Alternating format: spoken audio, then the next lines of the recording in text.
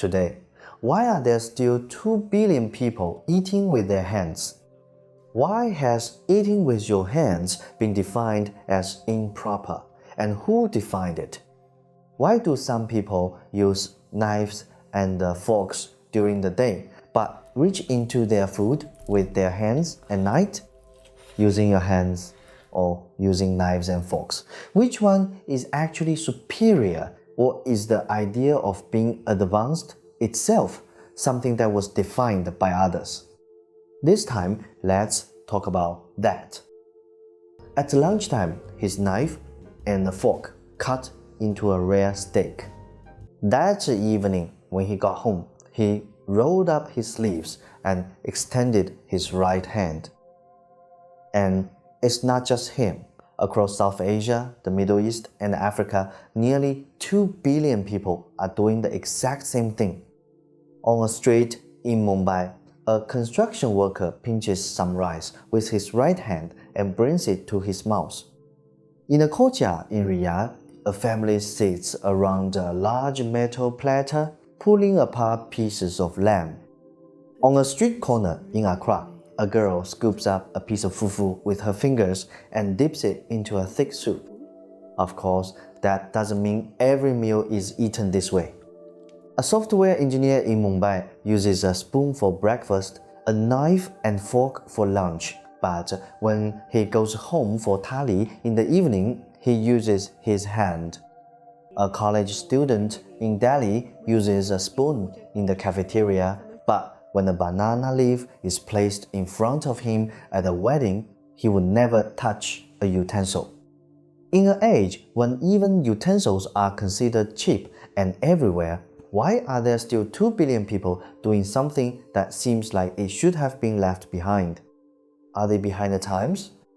Or are they holding on to something? Or perhaps the truly strange thing isn't the metal, but why we assume that after serving humanity for hundreds of thousands of years, our hands should suddenly be retired. The first time people see someone eating with their hands, many people's instinctive reaction is pretty much the same. Wait, where's the fork? Where's the spoon? Did they forget to bring out the utensils? But behind these questions lies an arrogant assumption that the hand is merely a temporary substitute from before utensils were invented. But if you ask someone who eats with their hands, they might ask you in return, how is my hand inferior to a fork? At the very least, I've never lost it once. The fingertips are among the most sensitive tactile areas of the human body. Within a fraction of a second after touching food, information about temperature, texture, firmness, and moisture has already been delivered to the brain. Some studies suggest that touching food may play a role in the cephalic phase of digestion. When you touch and smell food, your body has already begun preparing itself to eat. The hand is the first organ to come into contact with food before eating begins, and also the most honest thermometer. If a piece of food is so hot that your hand can't even hold it, then letting your tongue go first probably won't end well either. Beyond that, the hand has another unique ability, mixing. When eating Indian thali, if you use a spoon, all you can do is scoop the food up and mix it in your mouth. But your fingers can feel the looseness of every grain of rice, precisely control how much curry the rice absorbs, and shape it into the perfect bite before it ever reaches your mouth. Knives, forks, and chopsticks are tools placed between people and their food, while the hand preserves the sense of touch directly within the act of eating. Why did the same human hand become a utensil in some places but not in others? We need to shift our attention from the dining table to the rice field. Imagine 2 bowls of rice in front of you. One is East Asian short grain japonica rice. After cooking, it's sticky, and a pair of chopsticks can lift it in a single clump. The other is South Asian long grain rice, such as basmati. After cooking, the grains remain separate and loose. Trying to pick it up with chopsticks is like using two sticks to pick up beads scattered across the floor. It simply doesn't work very well. But if four fingers gently come together, the grains naturally gather into a small mound, just enough for one bite. Basmati rice doesn't understand the culture. It doesn't care about tradition either. It simply tells you one thing: trying to eat it with chopsticks often doesn't end particularly well.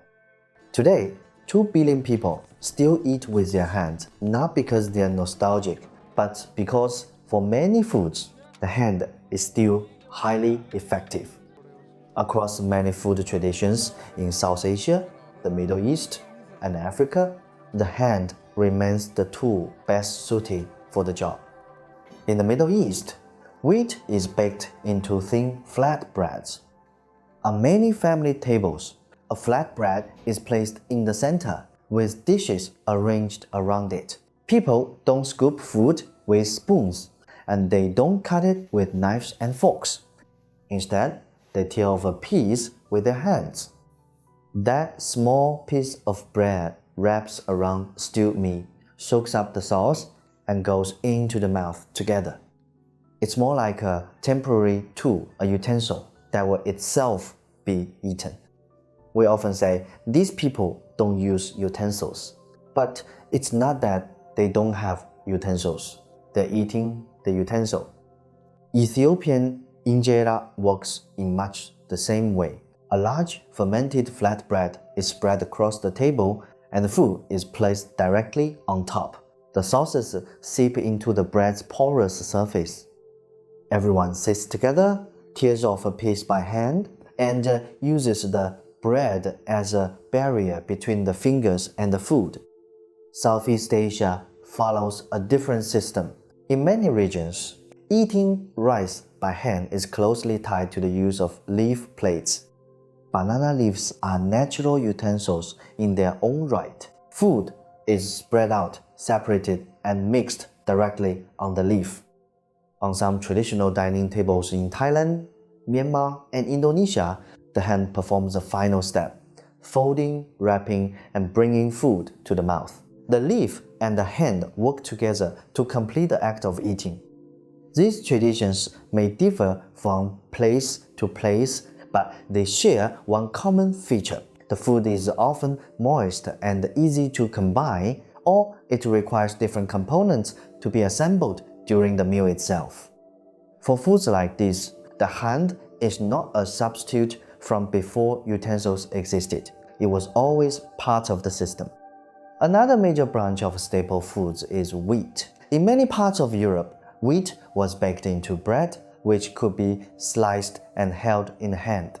But European tables also featured many meats and hot dishes that needed to be cut and stabilized while eating. This gradually increased the practical value of knives and forks.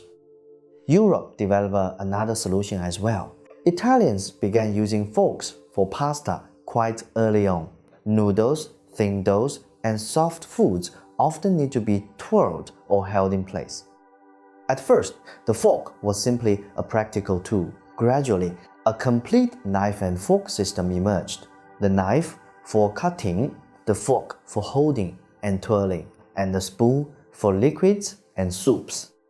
This technical combination, designed for particular kinds of food, later spread through culture and gradually became the standard dining method among Europe's upper classes. Class distinction accelerated its spread, but it was not the only starting point. Food structures do not directly determine culture, but through repeated daily practice over long periods of time, they gradually shape the default path for how people eat. Many people assume that eating with your hands means doing whatever you want, without rules. Quite the opposite. The rules here aren't written in a manual, they're embedded in the body itself. In India, Pakistan, Bangladesh, and many Middle Eastern countries, the left hand is traditionally used for personal hygiene. For newcomers, this is probably the easiest line to cross at the table. If you are attending a meal like this for the first time, the mistake you're most likely to make isn't failing to eat with your hand, but bringing the wrong hand into the game. At traditional tables in Saudi Arabia, Yemen, and Oman, the fingers are simply a conveyor belt. Their job is to deliver the food, not stay around to eat it. The thumb pushes the food into the mouth, and the fingers immediately withdraw. In southern India and Sri Lanka, after finishing a bite, people naturally rinse their fingers with water before taking the next one. The point isn't whether you're allowed to perform a particular action. The point is whether you've disrupted the dining experience of the people around you. Then there are the boundaries of sharing. In Morocco, families gather around the shared tagine.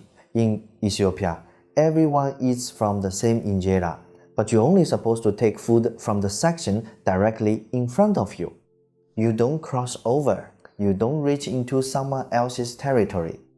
Sharing is not chaos. It's an invisible boundary.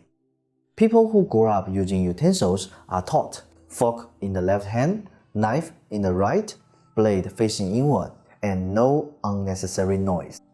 People who grow up eating with their hands are taught use only the right hand, gather the food with the fingertips, push with the thumb, and never put your fingers into your mouth.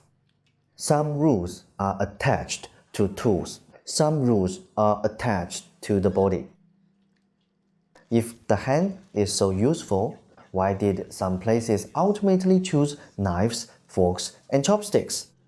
The answer is not that they became more civilized, but that they encountered different problems. The first force came from hard food and social stratification. In late medieval Europe, meat dishes and sauce-based cuisine became increasingly common on aristocratic tables. People needed more stable tools for cutting and serving food, and so they began experimenting with forks.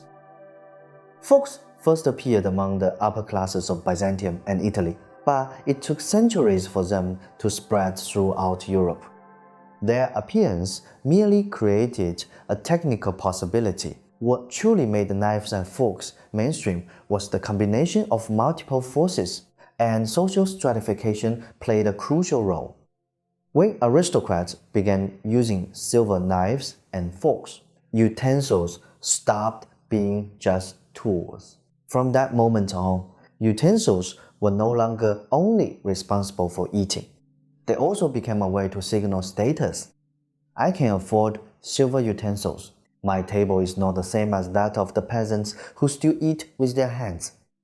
By the 17th and 18th centuries, as court etiquette became increasingly standardized, knives and forks spread from the upper classes to the middle class.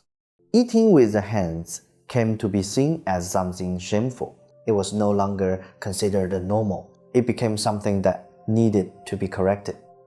But in the early Middle Ages, almost all Europeans ate with their hands. Knives and forks are not Europe's timeless tradition. They were a solution that became locked in later, under the combined pressures of hot food and class competition.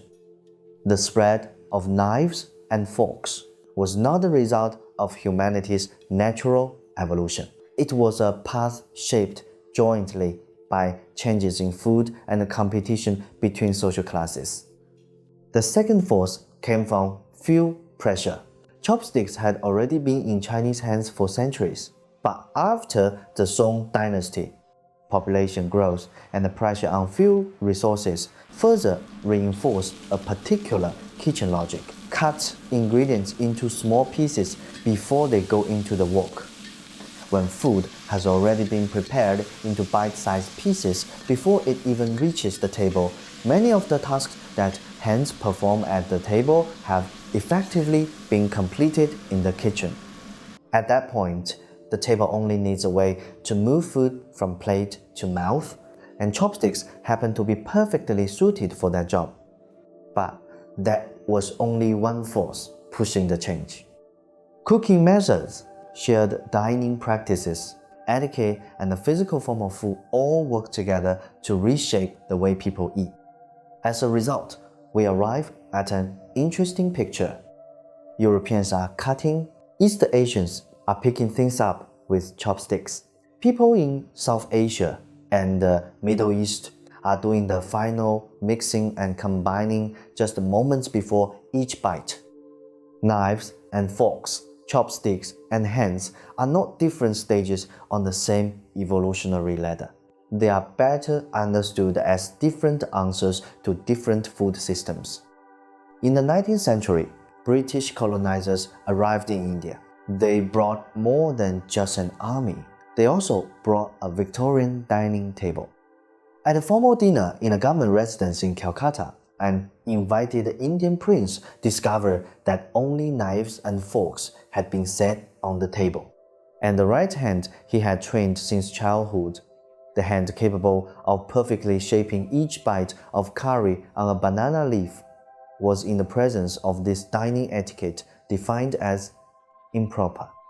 It was precisely this gaze that produced the conclusion which survives to this day. Look, they still eat with their hands. Pay attention to that word, still. What were once parallel paths were retold as a one-way ladder. The implication is we moved forward while you remain in a primitive stage. Within the colonial worldview, knives and forks were treated as symbols of modernity and civilization, while local customs were described as backward and in need of reform.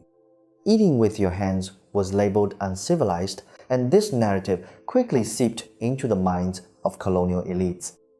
By the early 20th century, Western-educated members of India's upper class began switching to knives and forks, not because curry had evolved. The curry was still the same curry, but because these elites came to see knives and forks as symbols of modernity and respectability. Eating with the hands became a source of embarrassment from within. The bodily habit of an entire people was redefined by others as a flaw that needed to be overcome. That wound took a very long time to begin healing. It wasn't until the 21st century that things began to change. In restaurants across London and New York, people began trying to eat thali with their hands or using injera to scoop up stews. We've come a long way, from the knives and forks of London's financial district to the fingers at the family table in Mumbai. From hot food and the class competition to the question of who gets to define what is respectable. Now let's return to the original image, a person sitting in front of food. Knives and forks, chopsticks, and hands represent three different ways of eating. Knives and forks emphasize cutting and separating. Chopsticks emphasize selecting and picking up. Hands emphasize touching and mixing. They do not correspond to different levels of civilization. They reflect different ways of handling food. The next time you see someone eating with their hands, perhaps there's no need to immediately ask, why aren't they using utensils? Because for them, the hand is already a utensil, and it comes built in, never gets lost, and never rusts. Some people pick up a knife and fork, some pick up chopsticks, and some extend their right hand. They are not traveling along the same evolutionary path. They are simply responding to different problems.